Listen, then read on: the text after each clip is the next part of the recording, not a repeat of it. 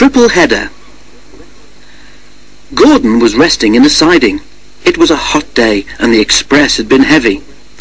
"I get so out of breath," he complained, "but nobody cares. They just say I'll be all right after a rest." "Get the Fat Controller to give you tanks and a bunker," suggested Thomas cheekily. "You'll feel a new engine. We tank engines never get out of breath, you know."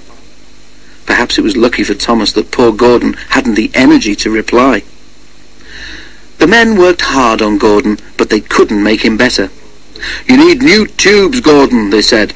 "You'll have to go to the works to have them fitted." While Gordon was being mended, Henry pulled the express.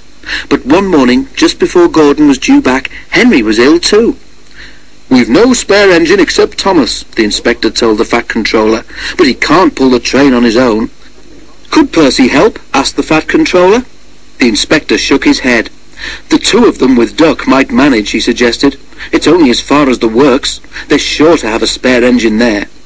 So the three tank engines were coupled together, Thomas nearest the train, Duck in the middle, and Percy at the front. Then, slowly, they started.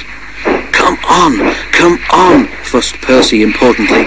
We're doing it, puffed Duck. Pull harder, grumbled Thomas to the others. The heavy train drew out of the platform. The engines couldn't go as fast as Gordon, but the passengers didn't mind. They knew that Percy, Thomas and Duck were doing their best. Expresses are not like branch line trains. They don't stop at all the stations, and the engines don't have a chance to get their breath back. Soon the three began to feel tired. They struggled valiantly up Gordon's hill, but the strain was beginning to tell. "I'm glad we didn't stick there," thought Thomas. "Gordon would never have let us hear the last of it." But the hill proved too much for Percy. His driver blew his whistle and stopped the train. "We can't take you off, Percy," said Thomas's driver. "Do the best you can to keep your brakes off. It's not far now." This made things harder for the other two, but they struggled gamely on, twin columns of steam shooting high into the air.